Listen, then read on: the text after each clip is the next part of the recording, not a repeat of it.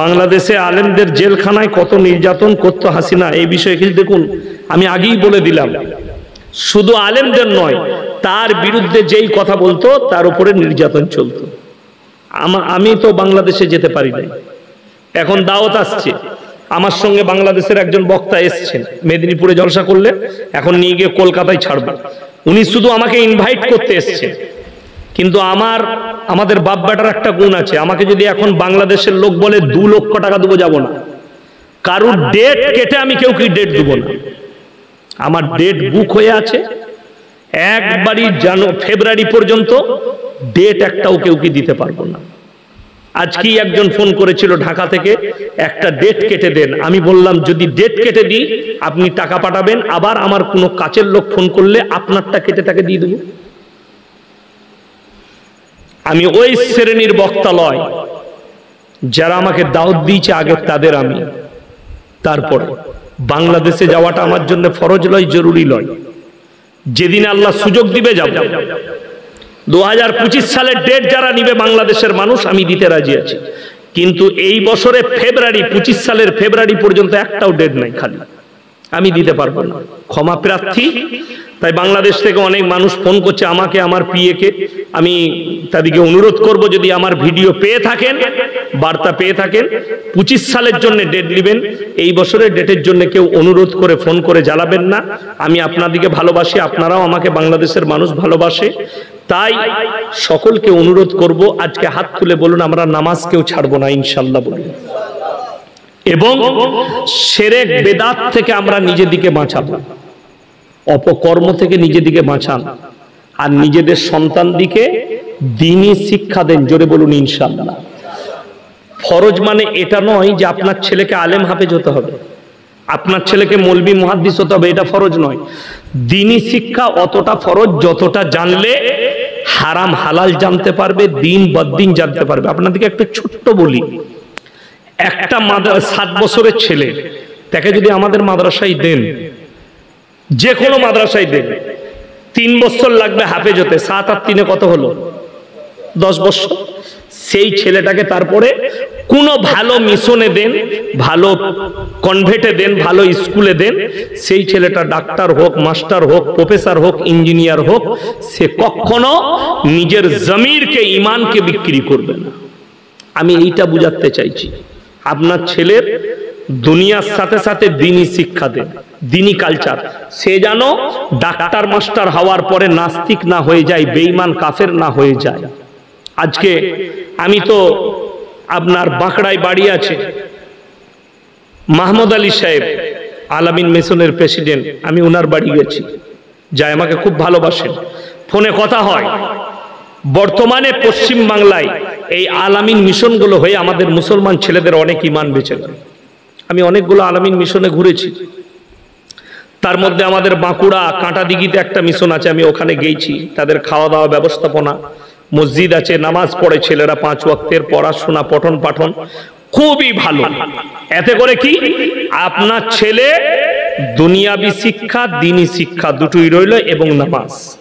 আপনি লক্ষ্য করবেন আলামিন মিশন থেকে যতগুলো আমাদের যুবকরা যারা ডাক্তার হয়েছে, মাস্টার হয়েছে, প্রফেসর হয়েছে, তারা সবাই বেশিরভাগ নামাজি এবং দিনদার, জোরে বলুন সুবহানাল্লাহ। কেন? ওই কালচারের ওপরেই তারা মানুষ হয়েছে। তাদেরকে যখন তাদেরকে ভর্তি করেছেন, তাদের আদর্শ হচ্ছে নামাজ তোমাকে 5 ওয়াক্ত পড়তে হবে, কোরআনটা শিক্ষা করতে হবে, হাদিস জানতে হবে, হারাম হালাল জানতে হবে। তো আপনি বেশিরভাগ দেখতে পাবেন দাড়িওয়ালা, টুপিওয়ালা, নামাজি দেখতে পাবেন বহু। তো আমি দোয়া দেবো আলামিনে হোক এবং যে কোনো মিশনে যতগুলো আমাদের বাচ্চারা ছেলে মেয়েরা পড়ছে, আল্লাহ তাদেরকে কামিয়াবি দান করুক, বলুন আমিন। আর সমস্ত ভারতবর্ষ থেকে বাংলাদেশ প্রবাসী যেখানে বন্যা দুর্গত মানুষ যারা বন্যার কবলে পড়েছে, আল্লাহ তুমি তাদেরকে হেফাজত করো, বলুন আমিন। আর সকলে নিয়ত করলে, খাস করে আজকে জলসা যে কমিটি ভাইরা দিয়েছেন যুবকরা, অনুরোধ করে যাব তোমরা আজ ফজর থেকে নামাজ ছাড়ো না, জলসা কামিয়া। আর যদি মনে করেন আমরা তো বছরে বছরে একটা করে জলসা দিচ্ছি, তাহলে তোমার জলসা দিয়াই হলো কিয়ামতের দিনে ফাঁকা থাকবে। আল্লাহর কাছে হাজিরি দিতে হবে, আল্লাহর কসম। আসার সিরিয়াল আছে, যাবার কিন্তু কোনো সিরিয়াল নাই। ওই জন্য এটা মাথায় রাখবে। ছেলে এখন একটা মোবাইল নিয়ে গেছে, বলছে এটা মেয়েটাকে গিফট দিয়েছি, হারাম করে সিম ভরে দিয়েছে অতি। এই ঘরে গিয়ে রাতের বেলায় চালু করেছে, দেখছে একদম সিম ভরে রেডি। প্রথম কল রাত 11টায়, শুয়ে আছে, ঢুকেছে, বিয়ে হবে। কেমন আছো? ভালো আছি। কি খেতে ভালোবাসো? এগরোল খাও, চাউমিন খাও। দিয়ে সারা রাত গল্প।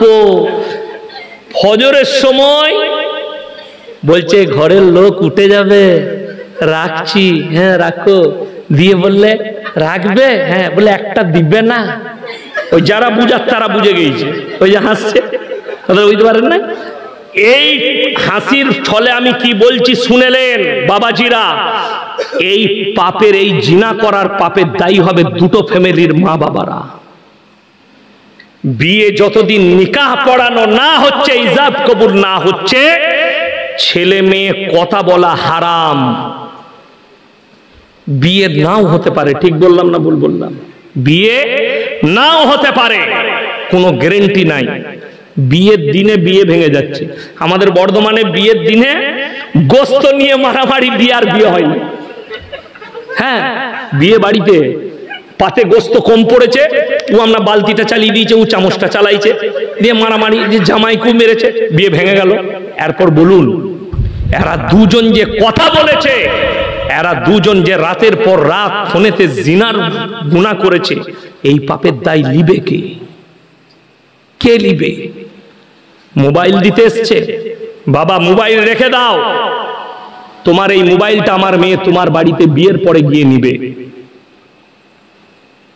কথাটা বুঝে এসছে না? আসে না? শাশুড়ি কথা বলতে পাবে, যে শাশুড়ি হবে। যদি ছেলের বোন থাকে কথা বলতে পাবে। আরে এখন তো ওটা তো দূরের কথা, শাড়ি ফাড়ি কিনবে, হ্যালো তুমি ট্রেনে চেপে কলকাতায় চলে এসো, আমরা এই দিক থেকে যাচ্ছি, সব কেনাকাটা হবে। হারামখোর, বিয়ের আগে সব। বিশ্বাস করুন, এই যে বাবাজিরা আছে, এরা যখন স্কুলে পড়েছে প্রেম শব্দটাও জানতো না। ঠিক কি না? কথা বলেন। প্রেম শব্দও জানতো না। আমরা ছোটবেলায় যখন মাদ্রাসায় আমি স্কুলে পড়তাম, আমার ছোটবেলায় কাজ ছিল, যেদিনে বৃহস্পতিবার মাদ্রাসার ছুটি থাকতো, মাছ ধরতে যাওয়া, খেলা করা, মাছ ধরা, কবাডি খেলা। এখন জানেন, মাদ্রাসা বলুন আর স্কুল বলুন, কোন ছাত্ররাই এখন খেলাধুলা করে না, তাদের খেলাধুলা হচ্ছে মোবাইল। ওই জন্য জীবনগুলো নষ্ট হয়েছে, পণ্য হয়েছে। ইসলামকে বোঝার চেষ্টা করুন। আপনি হারামটাকে হালাল করতে চাইছেন কাদের দ্বারা? নিজেদের বিবেক বুদ্ধির দ্বারা। কোরআন হাদিসকে ছেড়ে দিয়ে আপনি মনে করেছেন এগুলো ইসলাম? শুনেলেন, আপনার জানা মতো ভালো মৌলবীকে জিজ্ঞেস করবেন। রাতের বেলা ইয়াসিন ভাই বলে গেছে, বিসমিল্লাহ, কি বলে গেছে? আল্লাহ রসুল সাল্লাল্লাহু আলাইহি সাল্লামের জামানায় নিকাহ হতো মসজিদের ভেতরে। কোথায় বললাম? মসজিদের ভেতরে। বিচার হতো মসজিদের ভেতরে। আর এখন বিয়ে হচ্ছে বিয়ের হলে, প্যান্ডেলে। ওই জন্য যত হারাম কাজ আমাদেরকে লেপটিয়ে ধরে নিয়েছে। ঠিক কিনা? কথা বলেন। ছেলে মেয়ে এক প্যান্ডেলে খাওয়া হারাম।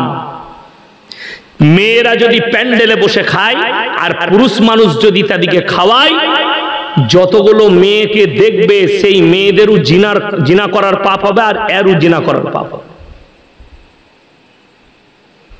যদি বলেন আপনাদের ঘরের মহিলারা আমার গ্রামে চলুন, আমার এলাকায় চলুন, যদি কোনো বাপের বেটা বলে দিতে পারে ইয়াসিন সাহেবের মা, স্ত্রী, বোন এরা প্যান্ডেলে বসে খেয়ে গেছে, আমি আপনাদের জুতোর মালা ক্যামেরা চালিয়ে পড়ে যাব হাওড়া জেলা থেকে। আরে খাওয়া তো দূরের কথা, কারোর বাপের হিম্মত নেই যে এসে বলবে আপনার বিবিকে নিয়ে প্যান্ডেলে খেয়ে আসবেন। এই কথাটা বললেও সে অপমান হবে, সে যত বড়ই পার্টি হোক আর যত টাকারই মালিক হোক। কেন?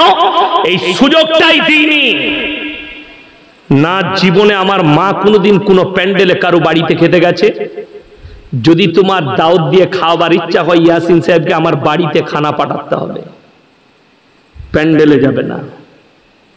আমি আজ 12টা বছর বিয়ে খাওয়া ছেড়ে দিয়েছি, আত্মীয় স্বজনেরও বিয়েতে যেতে চাই না, কষ্ট হয় তাদের আখলাক চরিত্র দেখে।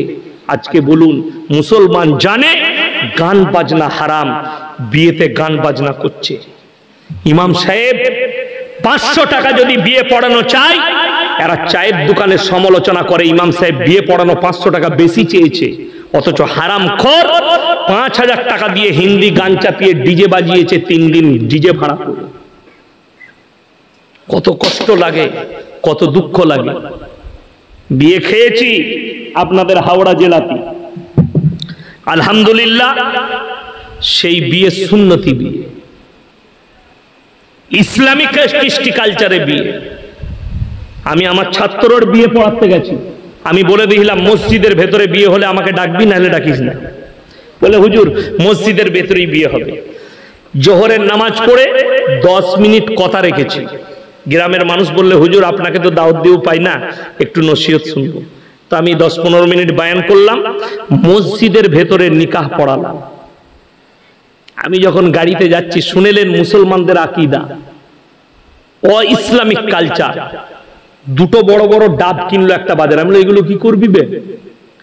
বলে হুজুর মেয়ের মার বাপ যতক্ষণ না বিয়ে পড়ানো হবে ততক্ষণ কিছু খাবে না, ডাবগুলো আমার গাড়িতে দে। মুখগুলো কাটাই ছিল। আমি ড্রাইভারকে বললাম পেছনে স্কিল ড্রাইভার আছে? বলে হ্যাঁ, নাট খোলা স্কিল ড্রাইভার। আমরা ফুটো কর, খেয়ে নিলাম দাঁড়িয়ে। ওইখানে গিয়ে বিয়ে পড়ানোর পরে আমার গাড়িতে গিয়ে খুঁজছে যে ডাবগুলো কই। বলে ডাব তো হুজুর খেয়ে নিয়েছে।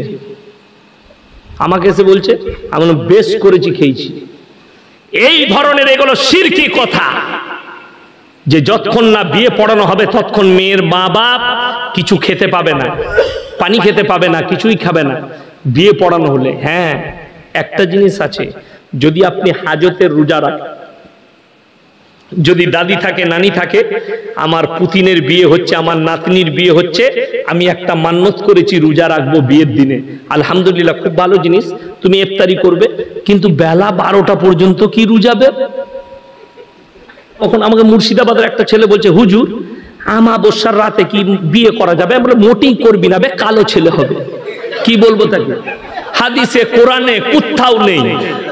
আরে আল্লাহর কাছে সব দিনটাই সমান। এই আপনাদের হাওড়া জেলা থেকেই আজকে ফোন করেছিল, আমি তখন মাদ্রাসায় ছিলাম, ক্লাস, বৃষ্টি হচ্ছে। কি হয়েছে বাপ? বলে হুজুর এই 12ই রবিউল আউয়ালের মাসে কি বিয়ে করা যাবে না? আমি কে বললে? বলে হুজুর বলে। আমি তোর হুজুরের বীজ মারি, তাকে ফোনটা দে, সে কোন হাদিসে পেয়েছে? সব মাসেই বিয়ে করা যাবে। কোন ছেলে যদি বিদেশে চাকরি করে আর তার যদি সময় না থাকে, বিদেশে চাকরি করে অনেক দূরে, সে এসছে ঈদের সময়, ঈদের দিনে জোহরের নামাজ পড়েও নিকাহ পড়ানো যাবে, কোনো অসুবিধা নাই। যে কোনো দিন, আমাবস্যার রাত হোক আর পূর্ণিমার রাত হোক, এতে কোনো ইসলামে বাধা নাই। আল্লাহর কাছে সব দিনটাই সমান। জোরে বলুন সুবহানাল্লাহ। আমার এক আত্মীয়র বিয়ে আমার গ্রামে ঠিক করতে এসছে, তা আমাকে বললে হুজুর আপনাকে থাকতে হবে। আমি যাব, আসরের নামাজ পড়ে যাব। আমি বাবু চা ফা খাবো, দিয়ে দিন ঠিক করবো। আমি ডায়েরি নিয়ে গেলাম, দেখছি চা দিয়েছে, সব দিয়েছে। আমাদের বাঙালিদের একটা খুশুসিয়াত আছে, একটা ভালো জিনিস আছে, সেটা হচ্ছে আমরা চা ডিম দিই চায়ের সাথে। দেয় না? দেয় না? ডিম সিদ্ধ মেহমানকে, ডিম সিদ্ধ, চা, বিস্কুট, চানাচুর, পাঁপড় দেয়। বিস্কুট দিয়েছে, চানাচুর দিয়েছে, পাঁপড় দিয়েছে, ডিম না। এমন আল্লাহ, ডিমটা ভুলে গেল নাকি? আর আমি একটু ডিম বেশি খাই। আল্লাহ, ডিমটা কি হলো? না পয়সা নাই। তারপরে যা কেটে গেল। ছেলের বাপ বলছে হুজুর ডেটটা কবে করবেন? আমি বললাম ভাই ফাল্গুন মাসের প্রথম শনিবার বিয়ে, রবিবার বউ ভাত অলিমা, আর সোমবার মেয়ে জামাই চলে যাবে, নিয়ে আসবে। কি বললো জানেন? দাঁড়ান ফোন করে আসি। ও কোথায় ফোন করতে গেল? তারপরে দেখছি বড় মুফতি সাহেবকে ফোন করেছে। বড় মুফতিকে? তার বউ। বউয়ের থেকে তো বড় মুফতি কেউ নাই। তাকে ফোন লাগাইছে, সে বলছে না শনিবার বিয়ে দিতে নাই, শনি লেগে যাবে। আমাকে বলছে হুজুর আমার বউ বলছে শনিবার শনি লেগে যাবে, মানে তাহলে সোমবার করেছে। ঠিক 1 মাস পরে বিয়ে ভেঙে গেছে। এমন তোর বউকে জিজ্ঞেস কর এরপর শনিটা সোমবারে কি করে শনি লাগলো। বড় কষ্ট। সোমবার বিয়ে দিলে যদি শনি লেগে যায়, তোর বাপ মরে গেলে তো রেখে দিতে হবে, জানাজা পড়া যাবে না, শনি লেগে যাবে তোর বাপের কবরে। কে বুঝাবে মুসলিম জাতিকে? এগুলো হচ্ছে কুসংস্কার। মেয়েদের ফতোয়া কি, পেটে বাচ্চা থাকলে সূর্য গ্রহণ হলে মেয়েদের কোনো কাজ করতে নাই। আপনারা বলুন সূর্যের মালিককে? সূর্য চন্দ্র গ্রহণের মালিককে? তাহলে সূর্য কি করে তোর পেটের বাচ্চার ক্ষতি করবে? এগুলো হচ্ছে নানি দাদির ফুপুর ফতোয়া। আমি ঘরে গিয়ে বউকে জিজ্ঞেস করলাম, হ্যাঁ গো ডিম সিদ্ধ দেয় নাই কেন? বলছে তুমি জানো না, মেয়েরা বলে বিয়েতে ডিম দিলে বিয়ে ভেঙে যাবে। আমি বললাম হ্যালো, ডিমের পাওয়ার এত কি করে হলো? ডিম খেলে তো হজম হয় না, হয় না। আচ্ছা ডিমের মালিক কে? আল্লাহ। মুরগির মালিক আল্লাহ, তাহলে ডিমের এত কি করে পাওয়ার হলো বিয়ে ভাঙিয়ে দিবে? একদম শিরকি ভাষা। শুধু এই ফতোয়া লয়, বলছে বিয়েতে জিলেবি দেওয়া যাবে না, বিয়েতে প্যাঁচ লেগে যাবে। ওই জিলেবিতে প্যাঁচ লাগানো আছে। আমি বললাম জিলেবি যদি বিয়েতে দেওয়া হয়, যদি বিয়েতে প্যাঁচ লেগে যায়, যে জিলেবি তৈরি করছে তার বেটা বিটি তো জীবনে বিয়ে হবে না, সে তো প্যাঁচ মেরেই গেছে, বিয়ে হবে? এই মুসলমানকে বুঝাবে কে? কুসংস্কার। এগুলো আমাদের বুঝা দরকার আছে, এগুলো শিরকি ভাষা।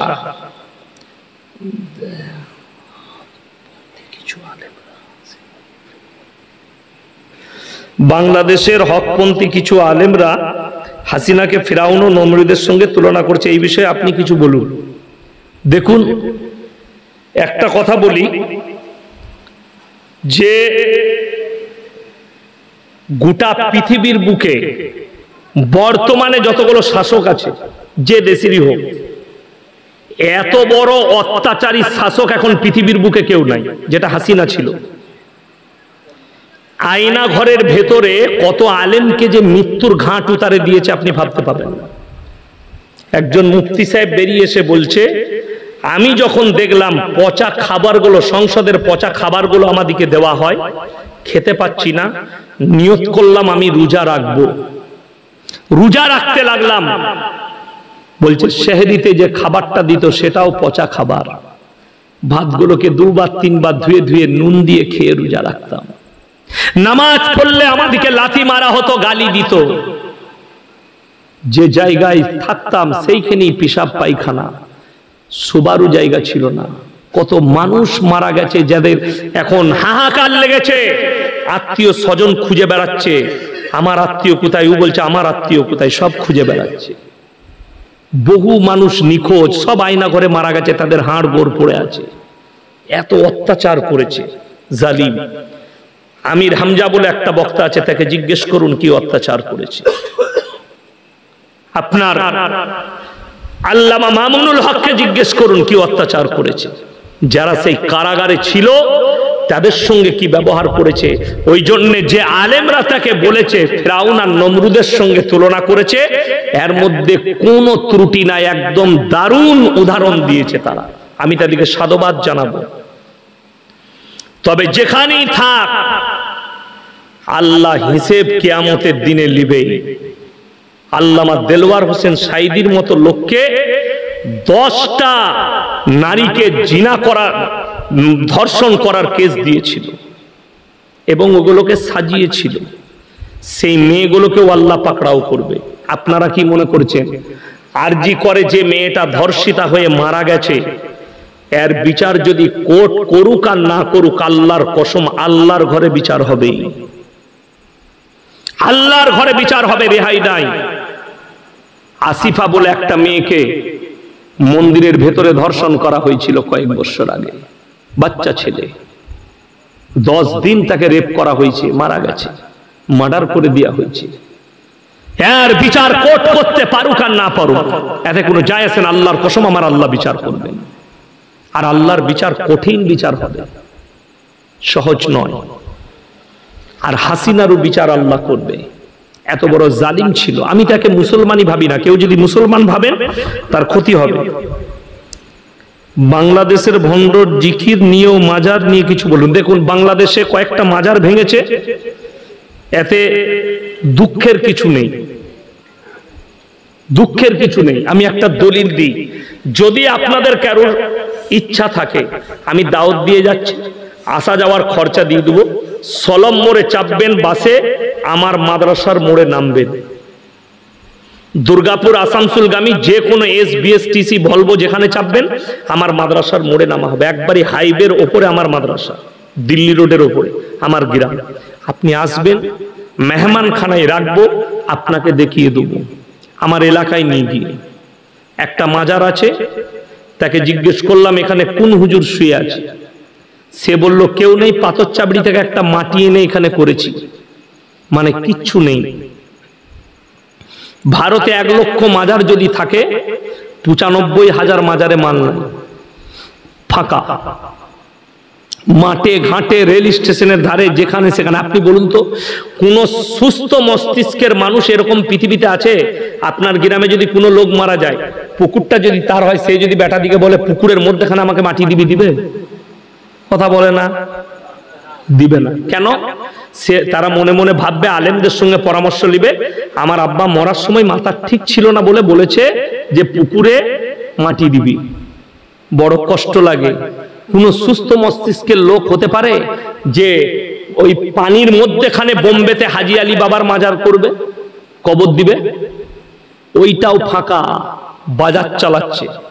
হাজি আলী বাবা বলে কেউ ছিলেন, কোথায় মারা গেছে কেউ, আল্লাহ ছাড়া কেউ জানে না তিনার কোথায় কবর আছে। কিন্তু কিছু ভণ্ড ওই পানিতে মাজার করে বাজার চালাচ্ছে, তারপর সরকার ওখান থেকে টাকা পাচ্ছে। কোনো অসুবিধা নাই মাজারে।